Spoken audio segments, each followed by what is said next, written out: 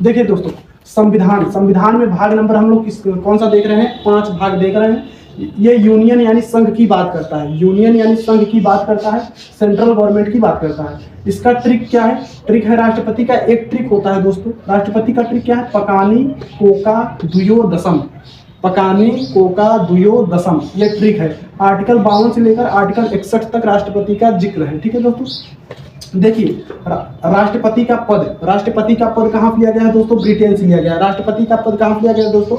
Britain से लिया गया है राष्ट्रपति का पद। आर्टिकल नंबर 53, आर्टिकल 53 में क्या होता है? राष्ट्रपति की कार्यपालिका, यह औपचारिक प्रधान होता है। यह क्या होता है? औपचारिक प्रधान होता है। और वास्तविक प्रधान कौन होता है? प्रधानमंत्री होता है। औपचारिक का मतलब दोस्तों, ये प्रधानमंत्री की सलाह पर, प्रधानमंत्री के मंत्रिमंडल के सलाह पर ये क्या करेगा? काम करेगा। कोई भी हस्ताक्षर हो, कोई भी साइन करना हो तो ये किसके सलाह पर करेगा? राष्ट्रपति, प्रधानमंत्री के सलाह पर करेगा। तो आर्टिकल 53 में क्या है? कार्यपालिका है। ठीक है दोस्तों, अब बात करते हैं आर्टिकल नंबर 54। आर्टिकल 54 समझिएगा दोस्तों, आर्टिकल 54 जो है राष्ट्रपति का निर्वाचन है। आर्टिकल 54 में क्या है? राष्ट्रपति का निर्वाचन होता है। इसका निर्वाचन जो होता है, इलेक्शन कमीशन इसका निर्वाचन करवाता है। ठीक है दोस्तों, इसका निर्वाचन जो होता है अप्रत्यक्ष रूप से होता है। अप्रत्यक्ष रूप का क्या मतलब है? अभी हम आपको समझाते हैं दोस्तों। एकल संक्रमणीय अनुपातिक प्रणाली द्वारा होता है। मतलब अनुपातिक, कितना अनुपात किसको वोट मिला है? प्रथम चरण, द्वितीय चरण, हालांकि प्रथम चरण में ही वोट जीत जाते हैं। ठीक है दोस्तों, राष्ट्रपति। देखिए अप्रत्यक्ष का मतलब क्या होता है दोस्तों? अप्रत्यक्ष का मतलब ये होता है कि हम लोग इसके राष्ट्रपति के चुनाव में भाग नहीं लेते हैं। राष्ट्रपति के चुनाव में हम लोग भाग नहीं लेते। हम लोग चुनते हैं किसको? एमएलए और एमपी को चुनते हैं। किसको चुनते हैं दोस्तों? एमएलए और एमपी को चुनते हैं। एमएलए और एमपी इसके चुनाव में क्या करेंगे? भाग लेंगे। देखिए ये हो गया संसद। ये क्या हो गया? संसद। संसद के कितने अंग होते हैं? 3 अंग होते हैं। एक लोकसभा, एक राज्यसभा, एक राष्ट्रपति। एक लोकसभा, एक राज्यसभा, एक राष्ट्रपति। संसद के 3 अंग होते हैं। ठीक है दोस्तों, लोकसभा में 545 सीटें होती हैं, राज्यसभा में कितनी होती है? 245 सीटें। इसमें जो बैठने वाला होता है, संसद में कौन बैठता है? एमपी और एमएलए बैठते हैं ना। ठीक है दोस्तों, एमपी और एमएलए बैठते हैं इसमें। संसद में कौन बैठता है? एमपी और एमएलए। ये जो बैठते हैं इनको क्या बोलते हैं? सांसद बोलते हैं दोस्तों। क्या बोलते हैं? सांसद। ठीक है ना। लोकसभा, राज्यसभा में जो बैठता है उसको क्या बोलते हैं? सांसद बोलते हैं। ठीक है, इसमें एमपी और एमएलए इसके चुनाव में भाग लेते हैं। हम लोग भाग नहीं लेते हैं, इसीलिए इसको कहा गया है अप्रत्यक्ष रूप से। और इसमें 3 यूटी भी भाग लेते हैं, जम्मू कश्मीर, पुदुचेरी और तमिलनाडु। जम्मू कश्मीर, पुदुचेरी और तमिलनाडु 3 इसमें क्या लेते हैं? भाग लेते हैं। यूनियन टेरिटरी 4 क्यों भाग नहीं लेते? क्योंकि 3 जगह विधानसभा है, इसलिए भाग लेते हैं। ठीक है दोस्तों, विधानसभा यहाँ पर है। देखिए देश का कानून कौन बनाता है? संसद बनाता है दोस्तों। देश का कानून कौन बनाता है? संसद बनाता है। संसद बनाता है। इससे संसद में लोकसभा और राज्यसभा होती है। ठीक है, देखिए अब बात यह है कि इसमें जो है राज्य का कानून कौन बनाता है? विधानमंडल बनाता है। राज्य का कानून कौन बनाएगा? विधानमंडल बनाएगा। एक होता है देखिए राज्य में क्या होता है? विधानसभा और विधान परिषद होता है। राज्य में क्या होता है? विधानसभा और विधान परिषद होता है। तो ये जो राष्ट्रपति का चुनाव है इसमें क्या लेंगे? विधानसभा भाग लेती है, विधानसभा भाग लेती है, लेकिन विधान परिषद भाग नहीं लेती है। अब कहोगे आप सर आप बताइए कि भाग क्यों नहीं लेती है? तो देखिए ये भाग इसलिए नहीं लेती है क्योंकि 6 ही राज्यों में विधान परिषद है। क्योंकि 6 ही राज्यों में क्या है? विधान परिषद है। इसलिए जब पूरे राज्य में विधान परिषद हो जाएगा तब राष्ट्रपति के चुनाव में क्या करेंगे? भाग लेना शुरू कर देंगे। अभी विधान परिषद केवल 6 राज्यों में, इसलिए भाग नहीं देंगे। ठीक है दोस्तों, तो देश का कानून कौन बनाएगा? संसद बनाता है। देखिए अब बात यह है, राष्ट्रपति जो होता है लोकसभा में 2 एंग्लो इंडियन को मनोनीत करता है। 2 एंग्लो इंडियन को क्या करता है? मनोनीत करता है। 2 एंग्लो इंडियन लोकसभा में राष्ट्रपति मनोनीत करता है और राज्यसभा में 12 मनोनीत सदस्य करके लाता है, जो कला, साहित्य और संगीत में निपुण होते हैं। कला, साहित्य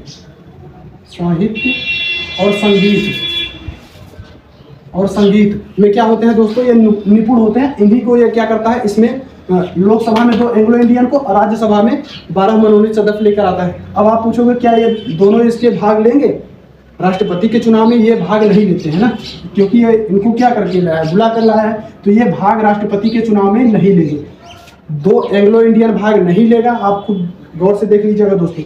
अब 12 मनोनीत सदस्य जो राज्यसभा में, वो भी भाग नहीं लेता है। ठीक है दोस्तों, अब बात करते हैं, ये आपको शायद आई होप आपको समझ में आ गया होगा पूरा निर्वाचन क्या क्या इसके हमने आपको बता दिया है। अब बात करते हैं आर्टिकल नंबर 55 की। आर्टिकल 55 में क्या है दोस्तों? कोटा। आर्टिकल 55 में क्या है? राष्ट्रपति का कोटा है। आर्टिकल 55 में क्या है? राष्ट्रपति का कोटा। कोई खास जानकारी इसको नहीं लेना है। आर्टिकल 56 में क्या है? कार्यकाल। राष्ट्रपति का कार्यकाल, आर्टिकल नंबर किसमें है 56 में, कितने वर्षों के लिए राष्ट्रपति का कार्यकाल होता है दोस्तों? 5 वर्षों के लिए इसका कार्यकाल होता है और 6 महीनों के अंदर इसका चुनाव करवा लेना चाहिए। 6 महीने के अंदर इसका चुनाव हो जाना चाहिए। 6 महीनों के अंदर इसका क्या होना चाहिए? 6 महीनों के अंदर इसका क्या हो जाना चाहिए? चुनाव हो जाना चाहिए राष्ट्रपति का। तो 56 में क्या है? कार्यकाल, यह 5 वर्षों के लिए होता है। 6 मंथ के लिए 6 महीने के अंदर इसका चुनाव करवा लेना चाहिए। ठीक है, करवा जाना चाहिए। आर्टिकल 57 में क्या है? कोई भी व्यक्ति दोबारा राष्ट्रपति बन सकता है। कोई भी व्यक्ति दोबारा चाहे जितनी बार हो सके उतनी बार राष्ट्रपति बन सकता है। डॉक्टर राजेंद्र प्रसाद 2 बार राष्ट्रपति बने हुए थे। डॉक्टर राजेंद्र प्रसाद क्या हुए थे? 2 बार राष्ट्रपति बन चुके थे। आर्टिकल 57 में क्या होता है? दोबारा कोई भी व्यक्ति दोबारा राष्ट्रपति बन सकता है, आर्टिकल नंबर 57 में। अब देखते हैं दोस्तों आर्टिकल नंबर 58। आर्टिकल 58 में क्या होता है? योग्यता। योग्यता का मतलब क्या होता है दोस्तों? आर्टिकल 58 में क्या होती है? राष्ट्रपति की योग्यता। उसकी योग्यता क्या क्या होनी चाहिए?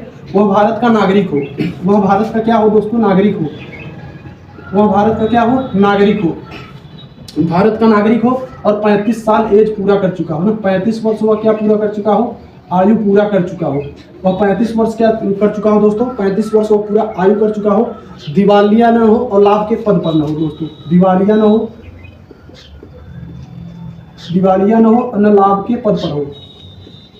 लाभ के पद पर न हो। ठीक है दोस्तों, 35 वर्ष की आयु पूरा कर चुका हो, वह भारत का नागरिक हो और दिवालिया न हो और लाभ के पद पर भी ना हो। ठीक है दोस्तों, ये आर्टिकल नंबर 58 में है। अब देखिए ये लाभ का पद, दिवालिया का मतलब, लाभ के मतलब कोई सरकारी जॉब के ऊपर नहीं होना चाहिए। ठीक है, और दिवालिया का मतलब हद से ज्यादा अगर वो कर्जा ले लिया है तो तब भी वो राष्ट्रपति के पद पे चुनाव पे नहीं आ सकता, उसकी योग्यता होनी चाहिए।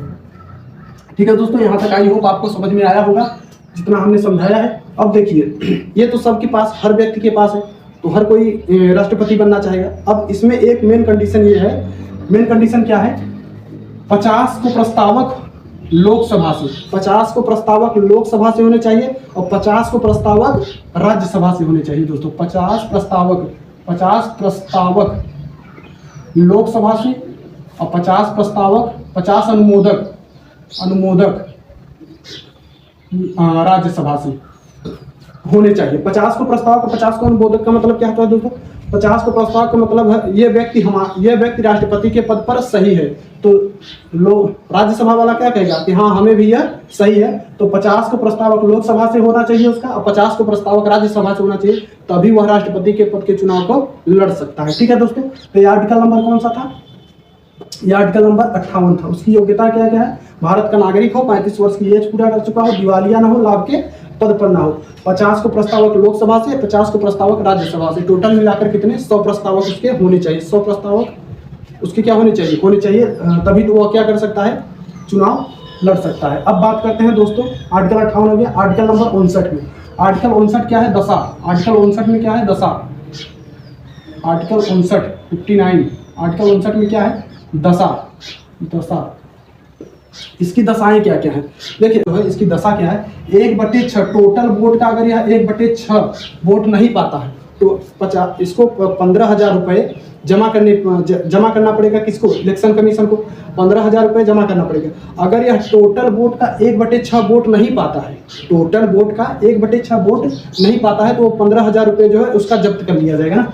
उसको 15,000 रुपया क्या कर लिया जाएगा? जब्त कर लिया जाएगा ना, जब्त कर लिया जाएगा। इलेक्शन कमीशन उसका एक टोटल वोट का अगर 1/6 वोट नहीं पाएगा तो उसका पैसा क्या कर लिया जाएगा? जब्त कर लिया जाएगा। ये कौन करेगा? इलेक्शन कमीशन जब्त कर लेगा। तो आर्टिकल 59 आई होप आपको समझ में आ गया होगा। अब बात करते हैं आर्टिकल नंबर 60 की। आर्टिकल नंबर 60, आर्टिकल 60 किसकी बात करता है दोस्तों? आर्टिकल 60 जो है वो शपथ की बात करता है। आर्टिकल 60 में क्या है? शपथ, राष्ट्रपति का शपथ ना। राष्ट्रपति को शपथ कौन दिलाता है दोस्तों? राष्ट्रपति को शपथ जो दिलाता है सुप्रीम कोर्ट के चीफ ऑफ जस्टिस ना, सुप्रीम कोर्ट के चीफ जस्टिस ऑफ इंडिया दिलाते हैं ना, चीफ जस्टिस ऑफ इंडिया।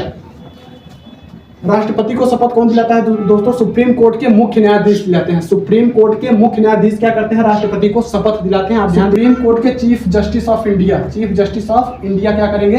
राष्ट्रपति को शपथ दिलाते हैं। मानिए कितने होते हैं जज?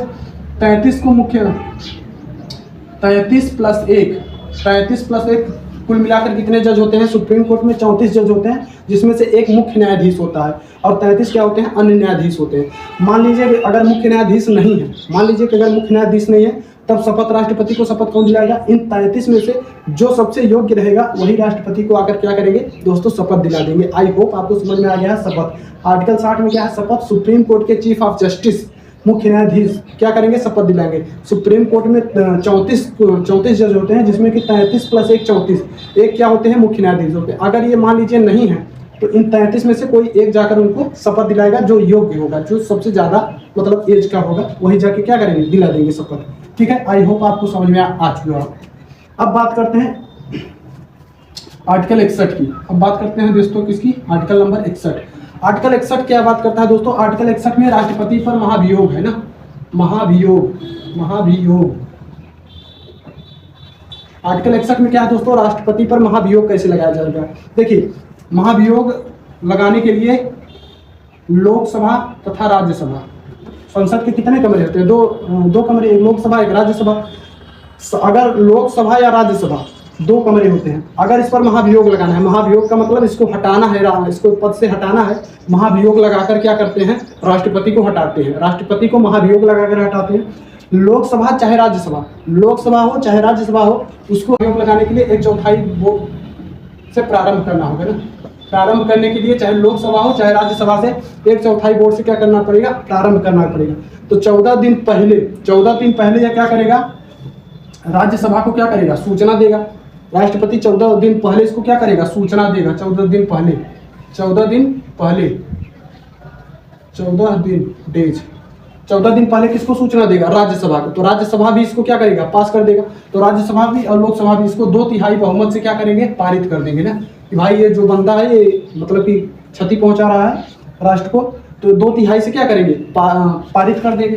पारित करने के लिए कितना चाहिए? 2/3 ना। पारित करने के लिए कितना चाहिए? राष्ट्रपति को महाभियोग लगाने के लिए 1/4 वोट से प्रारंभ करना होगा और 2/3 से क्या करना पड़ेगा? उसे पारित करना पड़ेगा।